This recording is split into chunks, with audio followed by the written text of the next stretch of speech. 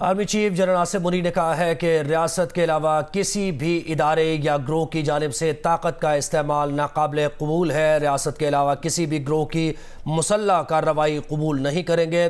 SPR کے مطابق علماء کرام و مشائخ سے ملاقات کے دوران army chief general Asif Munir نے کہا کہ کسی بھی نسلی، لسانی اور فرقہ وارانہ امتیاز کے بغیر پاکستان تمام پاکستانیوں کا ہے۔ آرمی چیف نے یہ بھی کہا کہ کسی کے بھی خلاف عدم برداشت اور انتہا پسندانہ رویے کی کوئی جگہ نہیں ہے۔ بالخصوص اقلیتوں اور کمزور طبقوں کے خلاف عدم برداشت اور انتہا پسندی کی کوئی جگہ نہیں ہے۔ ISPR کے مطابق علماء کرام و مشائخ نے متفقہ طور پر انتہا پسندی، دہشت گردی اور فرقہ واریت کی مذمت کی ہے، جبکہ آرمی چیف نے علماء مشائخ سے گمراہ کن پروپیگنڈے کے تدارک پر زور دیا۔ فورم نے متفقہ طور پر غیر قانونی مقیم غیر ملکیوں کی وطن واپسی کی حمایت بھی کی ہے۔ فورم نے انسداد اسمگلنگ اور ذخیرہ اندوزی اور بجلی چوری کے خلاف اقدامات کی حمایت کی۔ اسی بارے میں مزید بات کریں گے، ہمیں جوائن کیا ہے بریگیڈیئر ریٹائرڈ راشد ولی صاحب نے۔ بریگیڈیئر صاحب، ایسے حالات میں جب معاشرے میں ہمیں تقسیم کو کم کرنا ہے، ختم کرنا ہے، یہ واضح پیغام کتنی اہمیت کا حامل ہے آپ کی نظر میں؟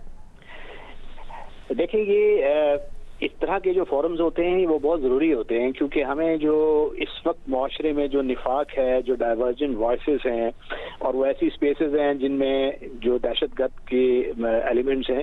ان کا جو بیانیہ ہے وہ ان سپیسز میں انگریس کرتا ہے، اور سوشل میڈیا کا بے دریغ استعمال ہو رہا ہے، ایک پراکسی وارفیئر ہے، کمپلیٹ ایک انفارمیشن وارفیئر ہے جس میں کیمپینز رن کی جا رہی ہیں۔ تو ان حالات میں اس قسم کے فورمز کا یکسو ہو کر یونائٹڈ ایک آواز کے ساتھ یہ پیغام دینا کہ دہشت گردی کسی بھی صورت میں، کسی بھی اس کی ڈائمنشن میں ایک ناقابل برداشت چیز ہے اور مذہب سے اس کا کسی قسم کا قطعی کوئی تعلق نہیں ہے، تو یہ کلیئرٹی لانا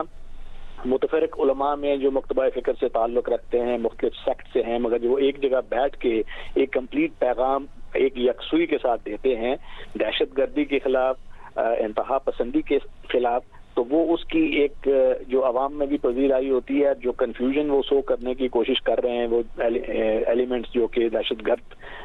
تنظیموں سے وابستہ ہیں، تو ان کی اس میں حوصلہ شکنی ہوتی ہے۔ پیغام پاکستان کی صورت میں ماضی میں علماء نے ایک پیغام دیا تھا اور کچھ فتویٰ بھی ہمارے علماء نے دیا تھا جو کہ دہشت گردوں کو اور خوارج کو جو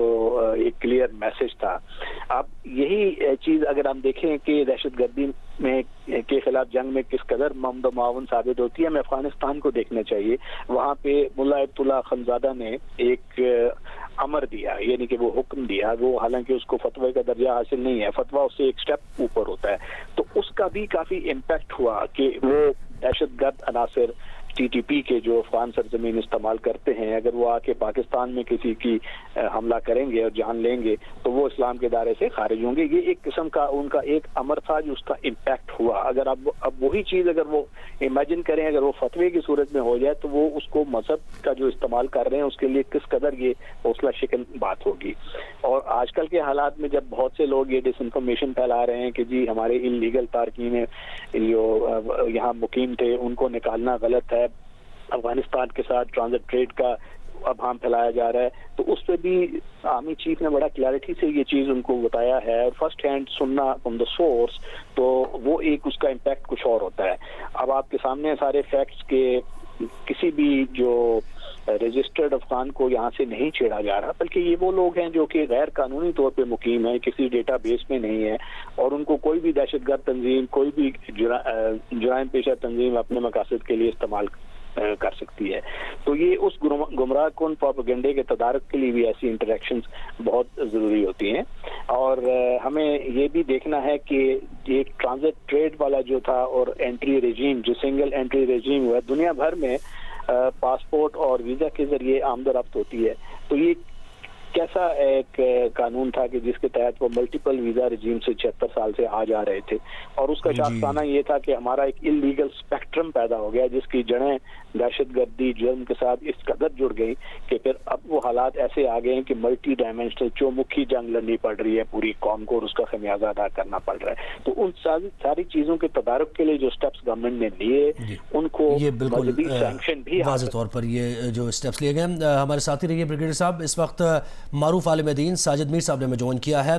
ساجد میر صاحب، یہ کہنا کتنا آپ اہم سمجھتے ہیں کہ نسلی، لسانی اور فرقہ وارانہ امتیاز کے بغیر پاکستان تمام پاکستانیوں کا ہے، اور پھر اقلیتوں اور کمزور طبقوں کی بات کی گئی، میک شور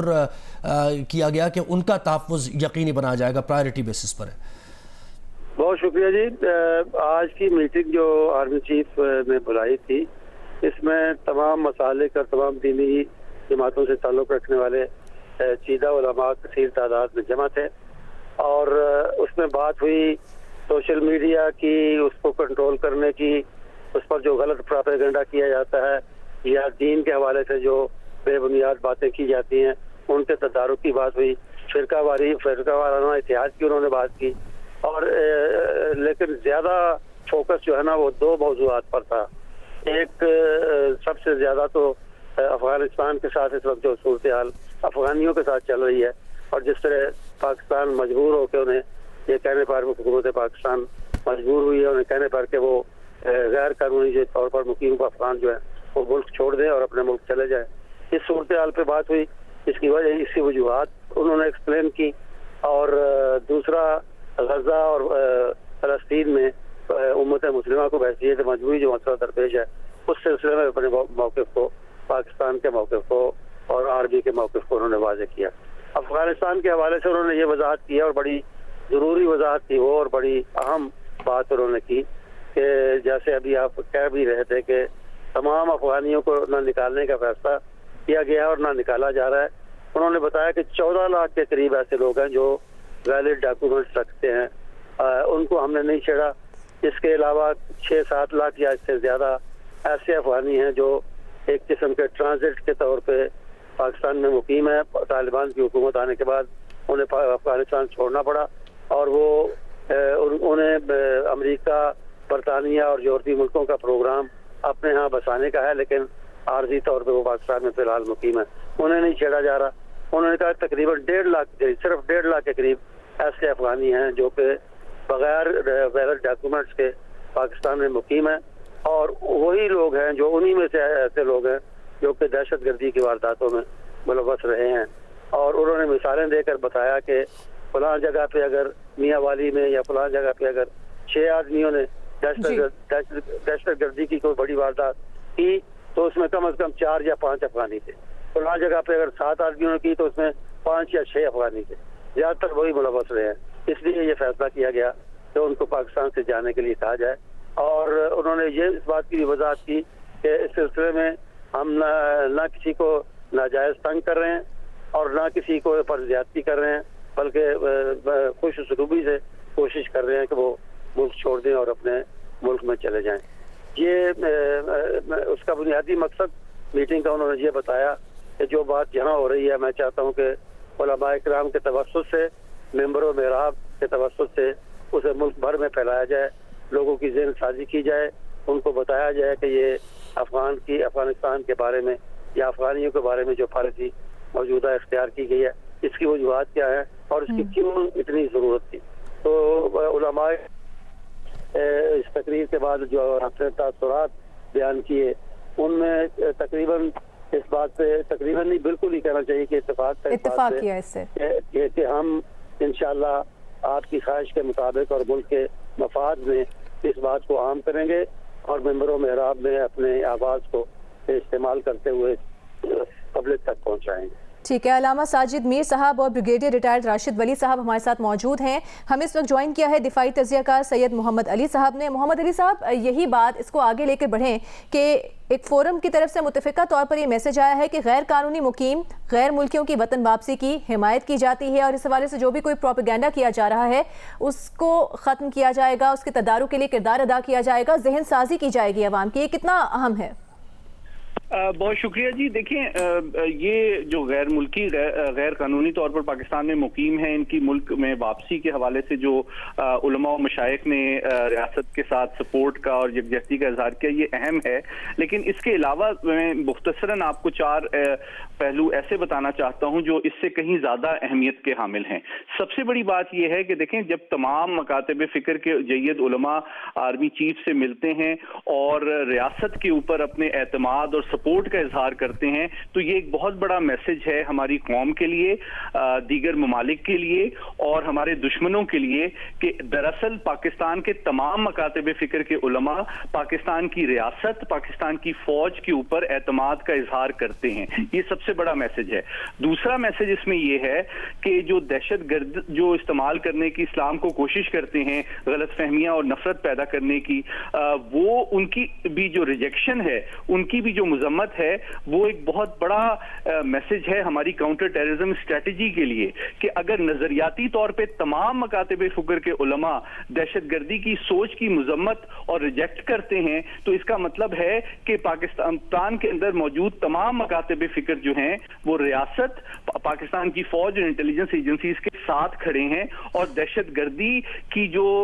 کوشش ہے, دہشت گردوں کی جو کوشش ہے کہ دین کو توڑ مڑوڑ کے استعمال کیا جائے دہشت گردی کو جسٹیفائی کرنے کے لیے, نفرتوں کو پیدا کرنے کے لیے, غلط فہمیاں پیدا کرنے کے لیے, اس کی بھی یہ ایک طرح سے نظریاتی ناکامی ہے. اور جو چوتھا پہلو ہے وہ یہ ہے کہ جو علاقائی سلامتی اور عالمی طور پہ جو پاکستان کی ریاست کی سوچ ہے, چاہے وہ خیر سگالی اور مذمت ہو غزہ کی صورتحال کے حوالے سے یا غیر قانونی جو افغان پاکستان میں مقیم ہیں ان کی وطن واپسی, اس کے ساتھ بھی جو سپورٹ ہے, اس سے یہ ثابت ہوتا ہے کہ پاکستان کے جو تمام مکاتب فکر ہیں وہ پاکستان کی ریاست, پاکستان کی فوج کے ساتھ کھڑے ہیں. اور یہ میں سمجھتا ہوں نظریاتی اعتبار سے کاؤنٹر ٹیررزم اسٹریٹجی کا سب سے اہم پہلو ہے, کیونکہ جو دہشت گردی کے خلاف پاکستان کی افواج اور انٹیلیجنس ادارے اس وقت کار فرما ہیں, وہ جو شہادتیں دے رہے ہیں ان کو ایک طرح سے آئیڈیولوجیکل جسٹیفیکیشن اور سپورٹ پاکستان کے تمام مکاتب فکر کی جانب سے آج حاصل ہونا ایک میں سمجھتا ہوں بہت امپورٹنٹ ایک کنٹریبیوشن ہے, جس کے نتیجے میں جو نفرت اور دہشت گردی کی سوچ ہے اس کو پاکستان سے ختم کرنے میں میں سمجھتا ہوں بہت آج کی ملاقات اہمیت کی حامل ہے. بہت شکریہ آپ کا. دفاعی تجزیہ کار سید محمد علی صاحب, عالم دین علامہ ساجد میر صاحب اور بریگیڈیئر ریٹائر راشد ولی صاحب ہمارے ساتھ موجود تھے. ملک میں مہنگائی کی مجموعی شرح 41.90 تک پہنچ گئی ہے, جبکہ ہفتہ وار مہنگائی کی شرح میں 9.95% کا ریکارڈ اضافہ ہوا ہے. ادارے شماریات کے مطابق ایک ہفتے میں قدرتی گیس کی قیمتوں میں 480% کا اضافہ ہوا ہے. ایک ہفتے کے دوران 25 اشیاء مہنگی اور 13 کی قیمتوں میں کمی ہوئی ہے. ایک ہفتے میں چائے 9% اور دال مسور 5% مہنگی ہوئی. چینی, پیاز, کوکنگ آئل, گھی اور چاول کی قیمتوں میں معمولی کمی ہوئی ہے.